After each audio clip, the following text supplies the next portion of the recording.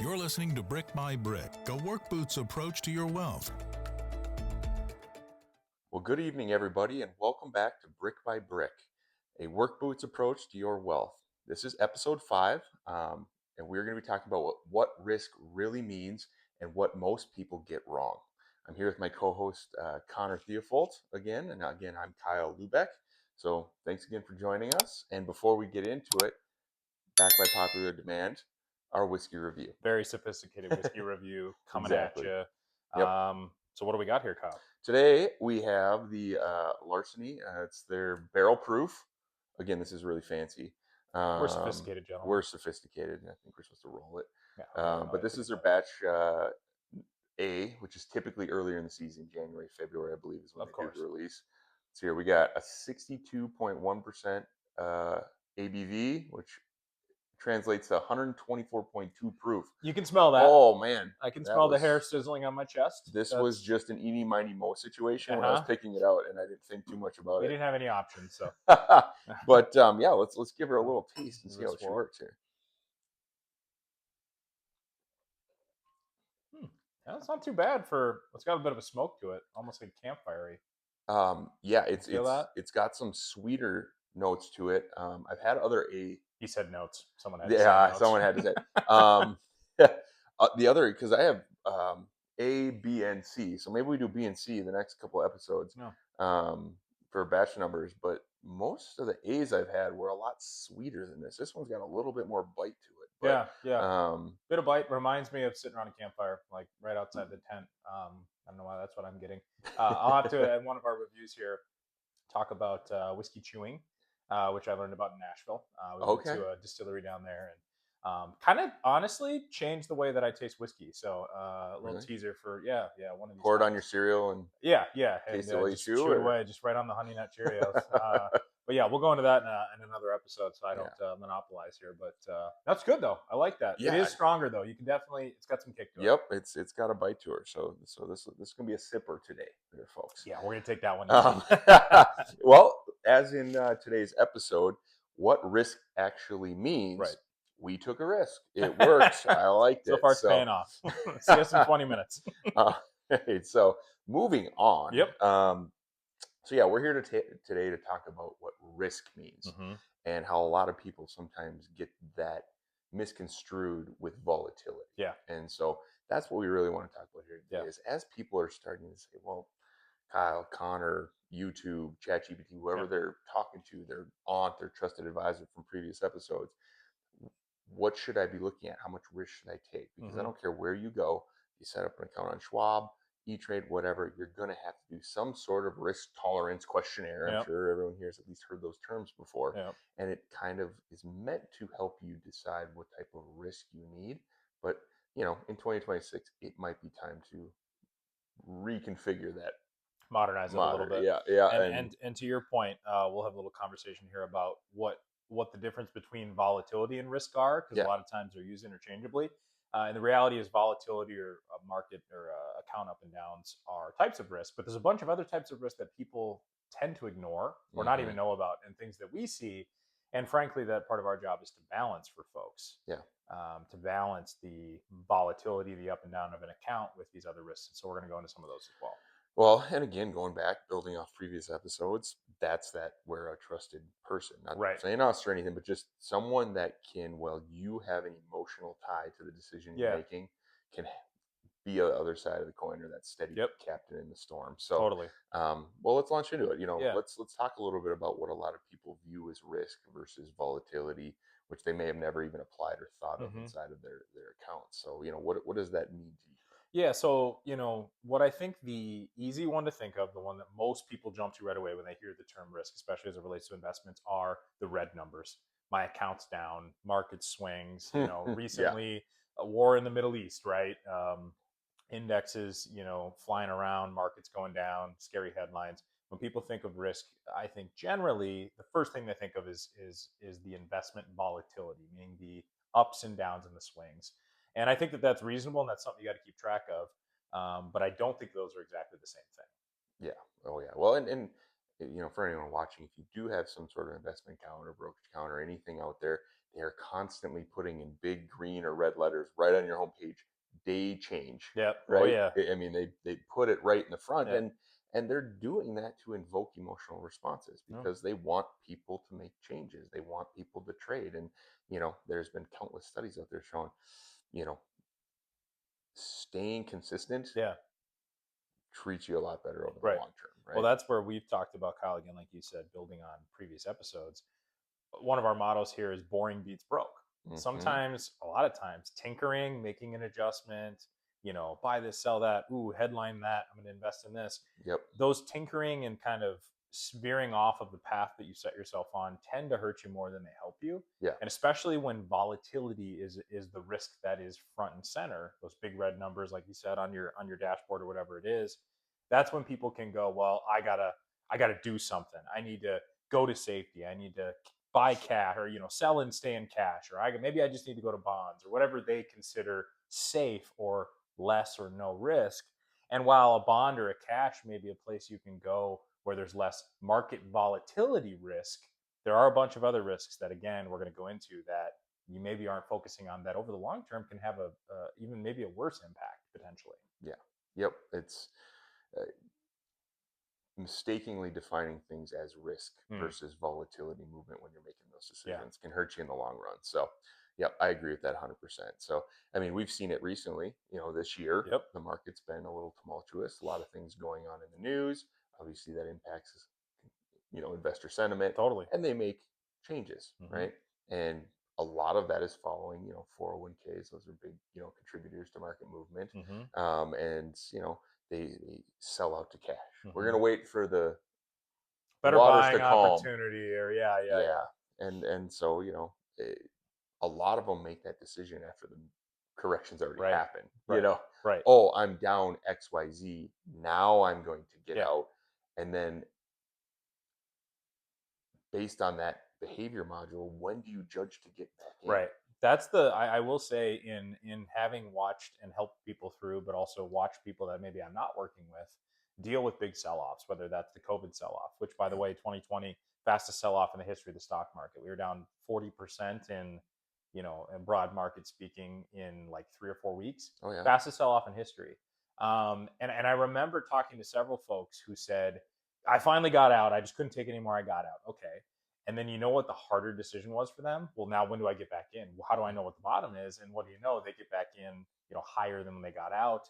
And all of a sudden, they missed out on a massive amount of recovery and the actual growth of that year because they were so scared. Yep. The fear got so strong that they got off the path, and then the fear stayed strong enough that they couldn't get back on it. Right. Correct. Yep. And that's the thing. And we've been talking about this, Kyle, with the market, or with stock and equity investing, especially.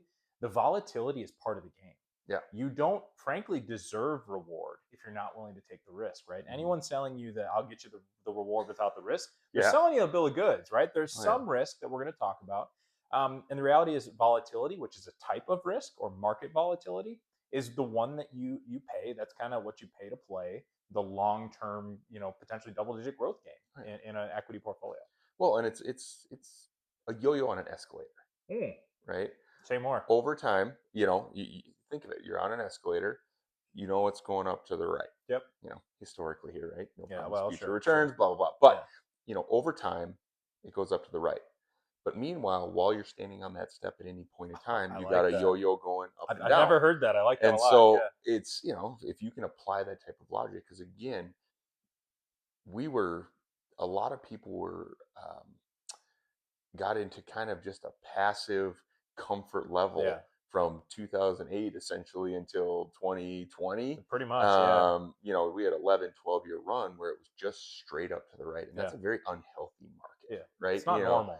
Yeah, prior to 2008, I believe, going off of general statistics here, but I think a little bit of a correction. That pretty much it, though. That's the blip in the radar in those 12 years. I mean, really. Yeah, but going back to previously 2008, in any given year, we would have at least 1 10% drawback in a given year and 2 5% drawbacks. Yep. Now that may be a day or a week, but there was volatility. Yeah. After 2008, everything reset a little bit and kind of just went up to the right. Right. And then it became an expectation. Yep.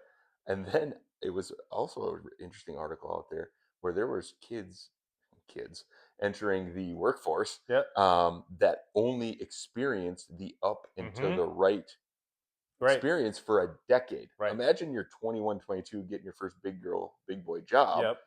investing your first dollar because, the older brethren in the workforce said, hey, Make sure you get youngin, that getting your 401k 401k going. going. Yeah. And all they saw was an up and to the right. And all of a sudden 2020 happens or 2022 happens. And they're I like, can lose oh money my at this. gosh, Yeah. what is happening? Yeah. Right. And so there was just some habits that were developed to Right. their own fault of their own that, It's the market environment they were in. it was an interesting time. You said something really interesting there that I think people don't understand. Twice a year, we get a 5% correction, meaning your account's going to go from the top point, peak to trough, so to speak, 5%.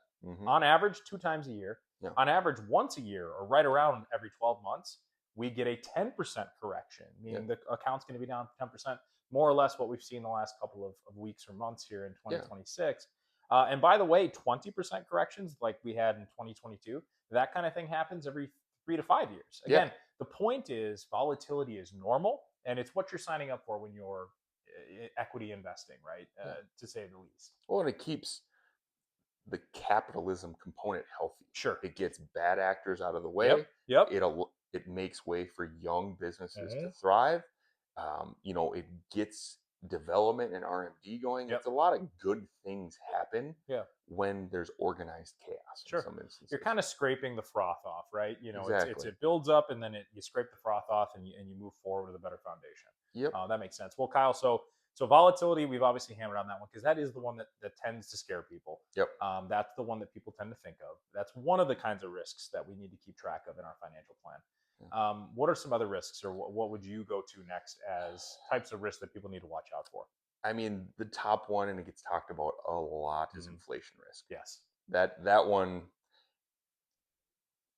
thankfully, the internet exists, and I hope enough people are starting to hear, hey, taking all your money out, putting it in dollar bills, and burying it in the backyard is a bad play long term, right? And ask any grandparents out there if you still have, blessed to have them, and say, hey, how has inflation changed the landscape in what you used to be able to buy a car for, a house for, a gallon of milk, anything, totally. General groceries, right? And so inflation is that slow creep where all of a sudden you wake up and maybe you haven't bought a vehicle in 10 years and you go try and buy a new one, as I had to do unfortunately last fall. And I was shocked, right? I was almost ornery about it because I'm like, I don't want to pay that much money for a car. I just had a client do the same thing. He's like, what? How is this how much it costs? Yeah, totally. Yeah. Oh, geez. And then the oil changes now. Oh, right. And you can't even change the oil yourself. No. It's crazy. It's just a bunch of stuff. But anyways. And you said the perfect thing. It's the slow creep, right? The reason people don't think about it as much, or, oh yeah, inflation, sure, is because it takes, 10, 20 years for you to go, whoa, I haven't thought about the price of milk in a minute. 10 years ago, it was only this, right? But if, for example, you aren't willing to take some of that risk to reward trade-off in the equity market and try and outpace inflation, you're going to have a rude awakening some point in your retirement or in your future where that money's just not going to go as far. And that's a hidden risk that people need to balance against their portfolio. Well, and what I'm noticing more and more, both in my personal life, clients' lives, et cetera, is it's not just the groceries, right? Like, that creeps in, it's in the news, all that stuff. It's those larger mandatory purchases, vehicles, change of houses as families grow, college savings, all those things where it might be a once every 5, 10, 15, or once in a lifetime purchase. Right. But your expectations when you started saving for it doesn't account for the inflation changes between when you start and the goal at, the actual execution of the goal. So, there's a lot of components in there you got to kind of think ahead about on. Absolutely. And one of those other similar risks, and sometimes can go hand in hand, a little bit more obscure, a little more mathematical. Try not to get too nerdy with it, but interest rate risk. Yeah. Similar kind of, I would say, risk tolerance of folks sometimes will, hey, I'm going to buy a bond. Maybe I don't want the. Now you're talking interest rates specifically on the investment side. Yeah, in the investment side of things. We're not going to go down the mortgage rabbit hole. Yeah, we'll stay away from that for a minute. But hey, if I invest at this great rate and I lock my money up for a certain amount of time, there's kind of two risks actually at play there. One, we don't know what the interest rate's going to look like when you come back out, and you might have a risk where your plan of getting 4, 5, 6%, whatever that number was, that you felt good about locking your money up for, Maybe that's not there anymore. And now what do you do? Yeah. The other thing is, if your bond or your CD or your high yield savings, whatever it is that you're parking that money, like you said, to avoid volatility potentially. Yeah. If you're getting that 3, 4, 5, 6%, you feel good about that, but equities or other investments are getting 8, 10, 12%, and maybe inflation's closer to your sort of number, you might not be getting ahead and you actually might be falling behind, especially, frankly, since call it 2022 when we had some acute inflation and now we're in the mid threes. Some of those high yield savings accounts aren't necessarily Well, they pulled back a outpacing lot too. inflation. They have, as the rates even have come money down. markets have pulled back a lot. Totally. It's been And really, interesting. the truth is, especially money markets and savings rates, they tend to track pretty closely to the level of inflation, which means parking money in a high yield savings account for 40 years is not the way that you stay ahead of it. Yeah. Yep. Well, and again, another corny analogy, but it's like rowing a boat with an anchor on the back. Right. And so how heavy is that anchor versus how strong you're rowing? Yeah. And exactly. so, yeah, that's a good point. The interest rate risk. One other one that I think is maybe more obvious to people, but not when they're in it, is the concentration risk. Yeah. So especially folks that, here in the Twin Cities, we meet a lot of folks that work at some of the bigger companies. They might be getting company stock, maybe in their 401k, maybe in a stock purchase plan of some sort. And they work there. They believe in the company. They've probably been there a while if they're getting stock. They might have family who have worked there before them. That's grandpa, a big one too. And dad, now son. That maybe they're the second or third generation to inherit some stock from way back in the day. And hey, this is grandpa's asset or grandma's asset. I'm not going to sell it. Well, when that happens, you don't realize how much concentration risk, meaning the risk of having a big chunk of your overall investment kind of wherewithal tied to one individual company. And we've seen it. Even the best companies in the world will have periods where they pull back significantly. Yeah. And by the way, a lot of times more than the stock market would pull back, right? Individual stocks can definitely pull back quicker and potentially deeper than the market will as a whole in many situations. So, that's another one, is you have to be careful not to become too over concentrated. And that's another risk that can bite people and sneak up on them. Oh yeah. Yep. We see a lot of it inherited components, and totally. Thankfully, as as some of the folks that used to be those quote unquote lifers at some of those bigger companies that issued that level of stock, those companies aren't issuing stock like that as frequently anymore or in the same way. And then the kids are starting to say, all right, I understand diversification a little bit better. So it's going off on that. So yeah, that's a good one. Let's see here, another risk, longevity risk. Oh, that's a big one. Yeah. Weird one. Sometimes hard for people to get their heads around. It is. I think it's fantastic. Oh, it's great. It means you get a longer life, right? I mean, that's the ultimate end game. But it's changed so dramatically and so fast. Oh my gosh, yeah. When Social Security first started, I think life expectancy was 64 or something. Yeah, I was going to say 63, 64. Something like that. Now it's like mid-80s or early 80s. Early for mid-80s. A lot of married individuals, depending on different factors, for sure. Yeah, and that's depending on like a certain percentage requirement for those metrics to be legitimate. Yeah. A lot of like planners and planning softwares and symposiums I go to and things like that, they're talking 90s now. Yeah, 94 I think is what right now our longevity system is calculating as kind of the average age of mortality or when they'll pass away. 94, folks. I mean, that's incredible. So if you retire at 60, right? I mean, you're talking a possibility of having to fund half of your life, another 50% of your life. It's crazy. Which is great. I mean, I hope you can. I hope everybody here can retire tomorrow, right? That's the goal.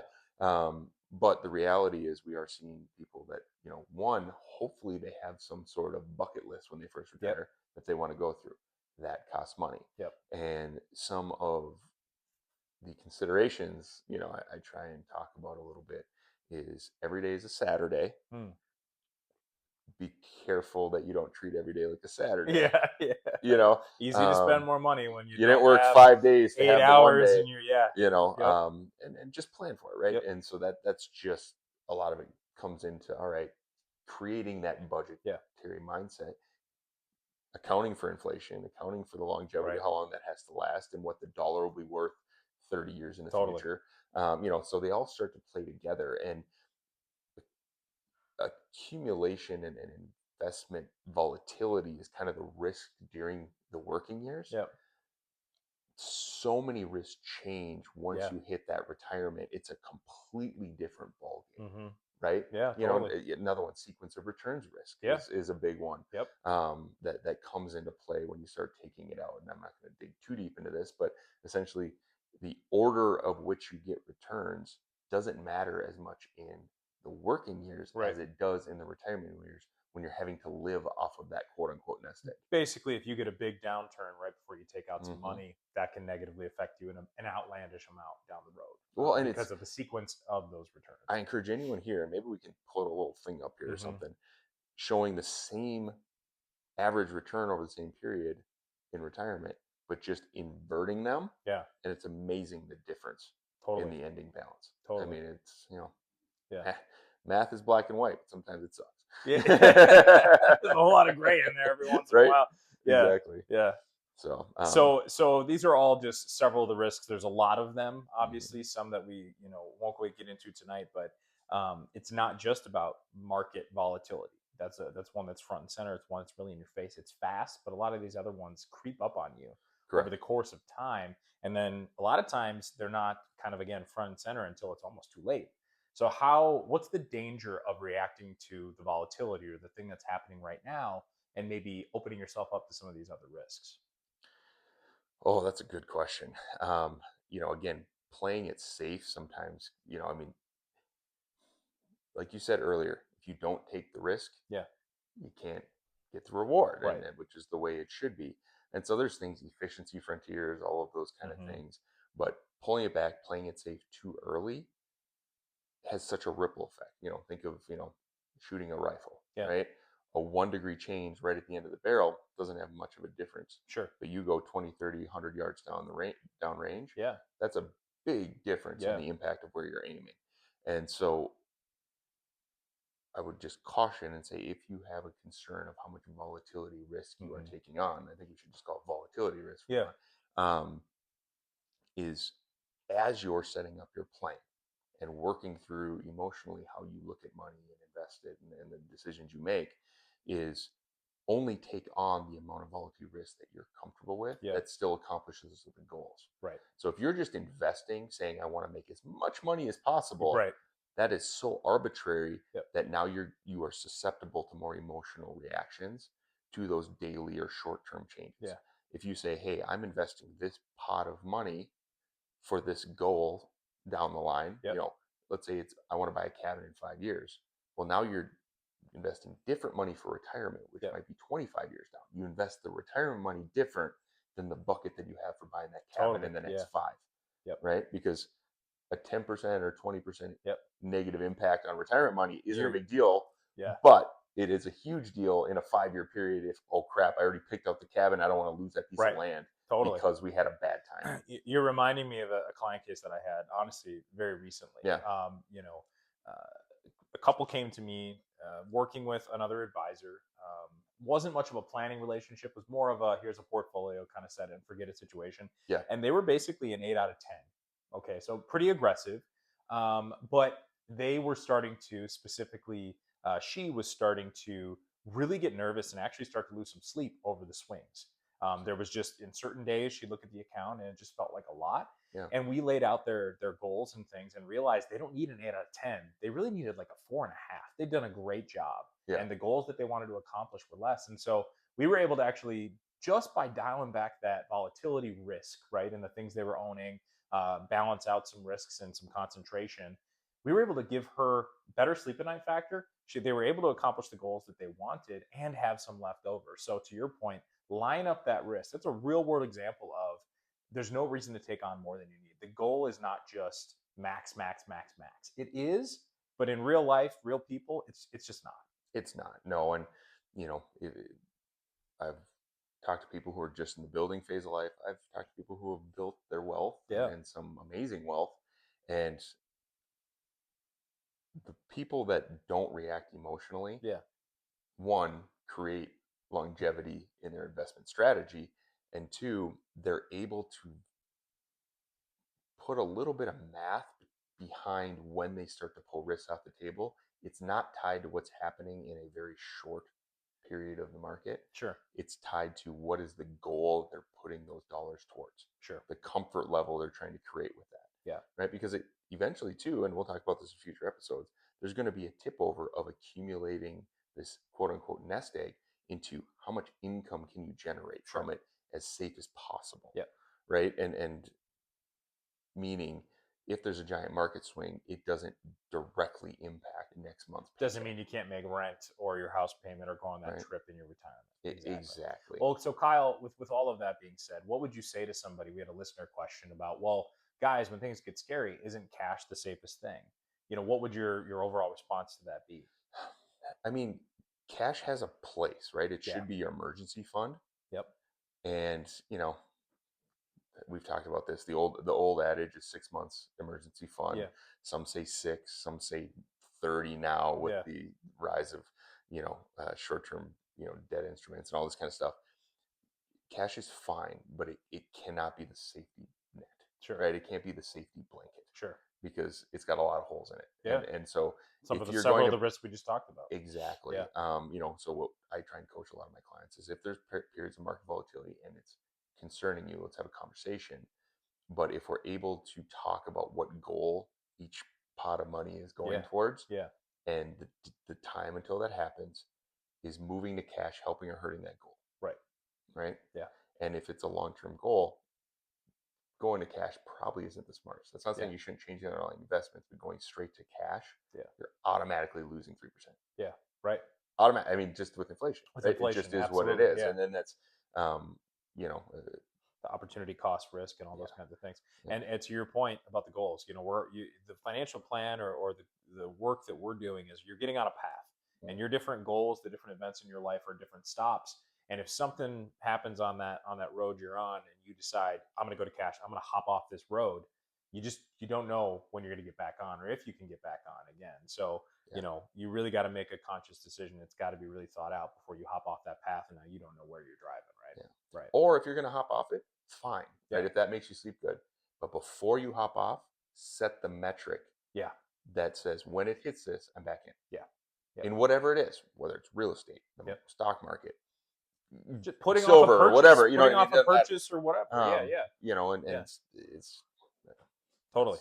It's right. So the overall, I think the message here is it's not just about managing volatility risk. It's about managing all of those risks and balancing the opportunities that come from each of them, but also the potential pros and cons, and making sure that your plan is helping you accomplish those goals without ignoring or putting the blinders on to the risks that are harder to see or harder to think are prominent sometimes. Exactly. Yeah.